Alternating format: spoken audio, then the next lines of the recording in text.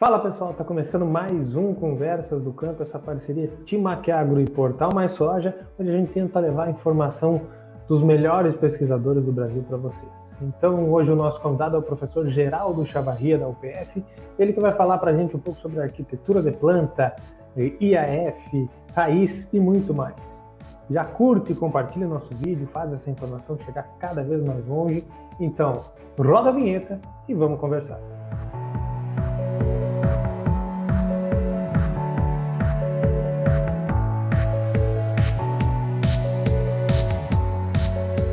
Então, pessoal, hoje a gente está recebendo aqui, como eu falei anteriormente, o professor Geraldo Chavarria. Professor, muito obrigado mais uma vez pelo carinho, por estar aqui com Mais Soja.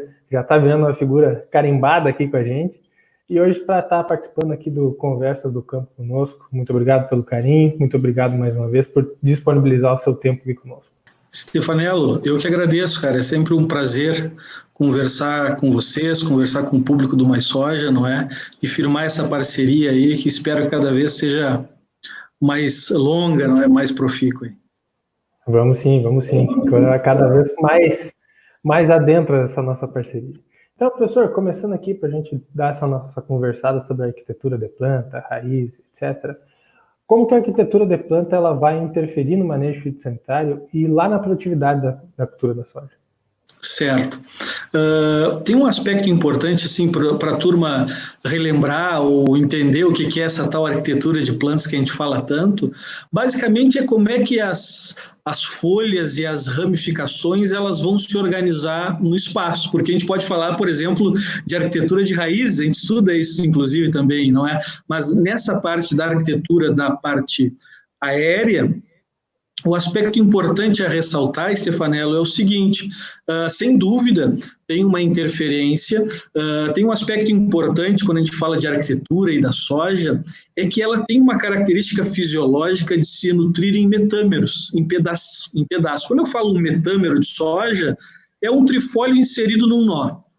E aí aquela reserva produzida ali, ela tem a possibilidade de nutrir aquele nó onde ela está inserida, no máximo um acima ou um abaixo. Então, aí, quando eu vou pensar do ponto de vista de proteção, não é? Quer dizer que o produto, o fungicida, o inseticida, com toda a tecnologia que eu for utilizar, precisa chegar no alvo. E aí, por isso, geralmente, de maneira geral, para facilitar esses estudos de arquitetura, a gente divide as plantas, e ela tem bem uma característica soja com um comportamento de 3/3, não é? Então, o nosso grande desafio é fazer com que esses produtos cheguem no terço médio e, sobretudo, no terço inferior. Bom, professor, muito bom. Professor, e no sentido da arquitetura de planta, continuando nesse assunto, qual seria a arquitetura ideal, se é que isso é possível? Certo. Tem algumas discussões de alguns colegas que, inclusive, estabelecem alguns determinados números de área foliar, por exemplo, para alcançar determinados níveis. A gente tem alguns estudos vinculados a arquiteturas de planta de soja já, tem muito para avançar ainda, mas já tem alguma bagagem, alguns estudos. Mas a gente vê o seguinte, Stefanello, isso varia muito de materiais. Por exemplo, um velho ativo, assim, então nós já temos, às vezes, excelentes patamares de rendimento com ativa, e às vezes a gente vai olhar o índice de área foliar e está ali numa faixa de 4,2, por exemplo, vou dar um número. Agora, quando eu vou, às vezes, para outros materiais de mais estabilidade, assim, não é um antigo potência, o Super T909, até um TMG 7062, às vezes eu vejo algumas situações dessa, materiais com potenciais de rendimento elevados, mas tendo um IAF 5,8, 6,2. Então, essa é a primeira coisa, área foliar. O outro aspecto importante que se discute muito é a questão da característica da folha. Nós temos uma tendência na soja a que a gente vá mais para a folha lanceolada, aquela folha, não é, que tem uma forma de lança, vamos dizer assim, e pelo fato dela ser menor, ela tem uma capacidade da chegada de luz, a gente tem que entender que chegar luz e produto, a lógica física é a mesma, certo? Porque é lasca de sol que sai na forma de fóton. Então, tanto é que a gente tem um modelo matemático que a gente mostra isso, a relação de chegada de luz e produto. Então, nesse cenário, o ideal, que aí eu estabeleci com as minhas bases assim ao longo dessas caminhadas, é o seguinte: infelizmente, a gente está até trabalhando para conseguir informações para estabelecer diagnóstico de arquitetura mais antecipado. Claro que às vezes eu estou em algum local do Brasil, o cara assim, professor, aqui tinha que ter 12 nascidas, eu tenho 18. Vai ter problema? Bom, você tem uma chance grande de ter problema, não é? Mas, de maneira geral, quando uma empresa de genética estabelece para uma determinada região uma informação de população, ela ainda é muito genérica e tem uma variação considerável, não é? Então, eu estabeleço a seguinte avaliação, Stefanella. Eu chego em R5.1, início do enchimento de grãos, lá onde tu tira legume, vê, olha contra o sol e vê que está começando a formação de estruturas, não é? Então, eu tenho um percentual elevado nessa situação, beleza. Primeira coisa que eu estabeleço é a estatura da planta. Não é um limitante. Mas, por exemplo, de maneira geral, sojas que passam de 90 centímetros me ligam um alerta, certo? Baseado em outras informações que a gente tem de informação de estudo de pegada de luz e produto. Essa é a primeira coisa. A segunda coisa que eu vejo, e eu faço isso no talhão, arrancando aí, pelo menos em alguns pontos, 10 plantas que representem esse talhão específico, eu arranco a planta nessa fase e eu olho essa planta de cabeça para baixo. E eu vejo a quantidade de camadas de folha que eu tenho. Pela nossa experiência, quando eu passo de 5 camadas de folha, eu tenho muito funcionário para pouco espaço. E aí, nesse sentido, o efeito de guarda-chuva, de chegada de luz e produto, é um problema. O terceiro ponto que eu estabeleço é a canela, não é? Quantos nós sem fertilidade eu tenho? Então, às vezes eu vejo no Brasil uma lavoura tem 2 nós só, alto padrão, mas às vezes eu vejo 8 nós sem fertilidade. Imagina só quanto dinheiro a gente está perdendo. Se desses 3 aspectos, 2 deles baterem, não é? Eu tenho um problema. Ou eu tenho que mudar material, ou eu tenho que reduzir população, ou eu tenho que estabelecer alguma estratégia mais agressiva, talvez química, de travamentos, que também é possível, a gente tem alguma experiência nesse sentido. Então, assim, eu não vou te dizer, a planta é essa, bonitinha, um pinheirinho desenhadinho assim com folha lanceolada. Não obrigatoriamente é, mas eu tenho que cuidar desses aspectos. E outra coisa que eu uso também como gatilho, além dessas 3 coisas, é andar na lavoura e ver aonde ela me amarra. Às vezes nós temos situações da soja ali, pelas ramificações do terceiro, quarto nó, elas se entrelaçam. Então, tu está caminhando na lavoura e tu vê que ela te pega na canela. Às vezes é o final, às vezes é uma lavoura que vai muito bem e o problema é o final. A cachopa lá no final, ela se acama e me gera um nível de sombreamento e penaliza o rendimento. Então é mais complexo do que falar assim, eu gostaria que a planta fosse assim, a cada 1 ponto de AF eu tenho 1 tonelada de soja. Não é tão simples, porque na fisiologia da planta tem uma complexidade maior, mas eu uso dessa estratégia, como eu te falei, como uma ferramenta e ela vem servindo. Sim, muito bom. Agora, professor, vamos descer, vamos lá para baixo, vamos lá para a raiz agora, que eu sei que é um assunto que o senhor gosta bastante também. Então, vamos ser bem direto. Planta com sistema radicular bem desenvolvido, produz mais, e qual é a relação e a importância da raiz na produtividade da soja? Perfeito. Quando a gente fala em raiz, e tu mesmo falaste agora, Stefanella, eu sou muito empolgado com esse assunto, é difícil de estudar, a sorte que a gente tem bons alunos na pós-graduação aí que abraçam essa causa. Agora mesmo eu tenho uma tese saindo aí do forno nesse tema, da Marielle Miller. Então, a gente já tem outras experiências, e as experiências de consultoria nos ajudam também a criar essa bagagem, além das pesquisas, não é? Mas, basicamente, é o seguinte, se nós pensarmos aqui, o nosso foco é soja, mas se a gente pensar em qualquer coisa, pode ser fibra do algodão, pode ser a proteína da soja, pode ser o óleo da soja, pode ser o carboidrato, o amido, do milho, do trigo, a base disso tudo é carbono. E ele tem que entrar pela folha, esse carbono. E aí acontece que para entrar esse carbono pela folha, a planta tem que se dar o luxo de perder água, tá com os estômagos abertos.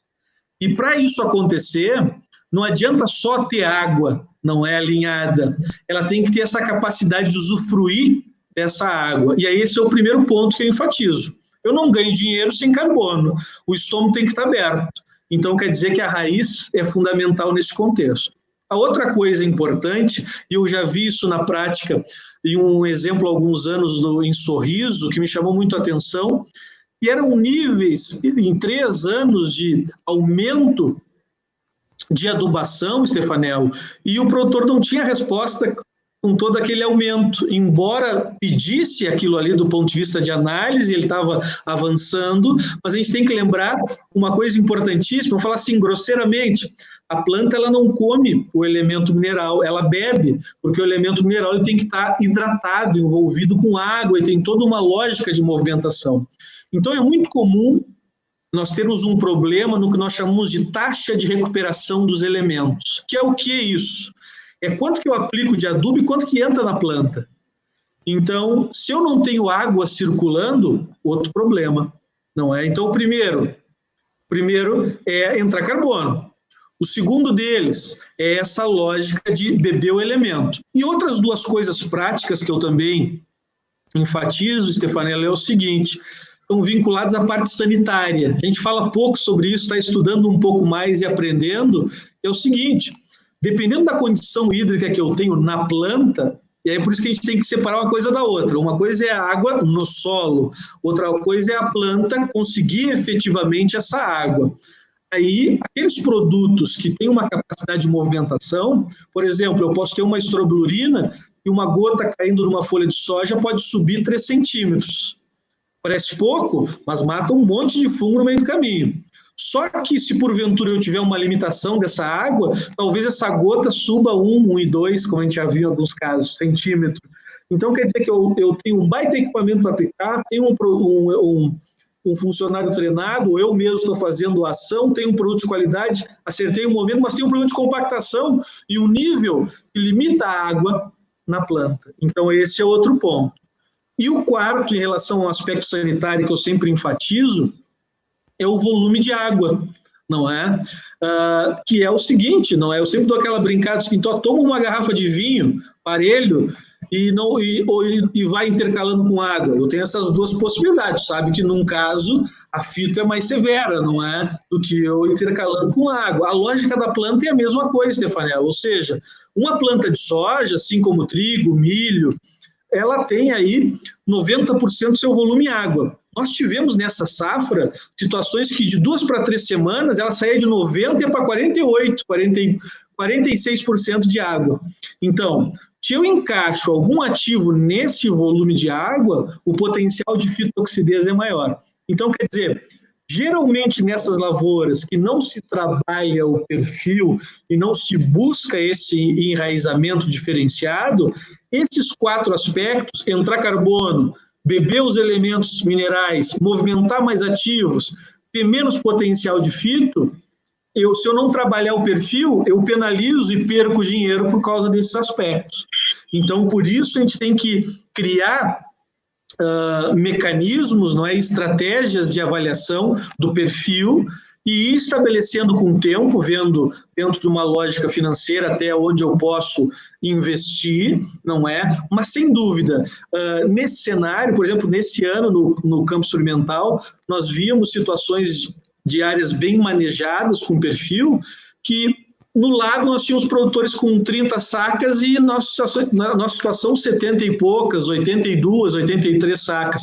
Para o ano, fantástico, não é? E eu não estou falando só de parcelas pequenas, né, de situações em maior escala. Então, o perfil e o dar condição para a raiz crescer, ele é obrigatório. Perfeito, né? Perfeito. Eu lembro muito bem dos dicas que o senhor gravou conosco aqui, o senhor falava um pouco mais a fundo até nessa área, questão de manejo fitossanitário, manejo nutricional em relação com as raízes. E além disso, professor, com relação aos estresses, seja ele térmico, hídrico e nutricional, como o senhor acabou de falar, como as raízes atuam nesses momentos e qual é a importância delas num período de déficit hídrico como a gente teve nessa safra aqui no Rio Grande do Sul, forte em várias regiões, que faltou água até para tomar aqui, né? Exatamente, coisa muito séria. Então, Stefanello, a primeira coisa assim, teve situações muito variadas e manchadas, não é? Eu vi produtores de 7, 70 sacas, então assim, dentro dessas variações e nas situações da restrição, a primeira coisa que acontece na planta é o seguinte: a ruim de água, ela produz lá no sistema radicial um hormônio, o ácido abscísico, e ele vai desempenhar outros papéis e outras relações com outros hormônios, tentando travar o crescimento da parte aérea para evitar mais perdas, e aí já fechou o estômago. Fechou o estômago, então eu não parei de ganhar dinheiro. Não está entrando carbono. Esse é o primeiro aspecto. O segundo ponto da lógica da fisiologia é que a planta, aproximadamente 95%, em alguns casos até 98% da água que passa pela planta, ela tem uma função importante que é arrefecimento, resfriar a planta. E aí acontece outra coisa, que é o seguinte: se ela não consegue se resfriar, a temperatura aumenta, e quando a temperatura aumenta dentro de uma folha, os gases CO2 e oxigênio, eles começam a ter comportamentos distintos nesse ambiente líquido, mas mais quente. O que acontece? Acontece um fenômeno clássico, pelo menos do nome eu tenho certeza que lá da agronomia tu lembra, que é a famosa fotorrespiração. Que é o quê? É quando o oxigênio ele reage com a rubisco, a enzima lá da fotossíntese, mas isso é muito teórico, Geraldo, na prática não tem nada a ver. Tem muito, sabe por quê? Aproximadamente 25% do que se perdeu de dinheiro por causa de restrição hídrica foi por causa da fotorrespiração. Então, quer dizer, se eu tenho uma planta que tem um sistema radicial mais profundo, ela consegue buscar água em outros pontos e consegue se refrigerar por um período um pouco maior. A temperatura aumenta menos e menos fotorrespiração. Certo? Então, quer dizer, as perdas básicas do metabolismo, elas se dão por 3 coisas. Primeiro, a fotossíntese bruta cai, não entra carbono, não é? Segundo, a fotorrespiração é maior, é uma planta C13 e está tendo essa reação com oxigênio. E a respiração, o custo da empresa é maior.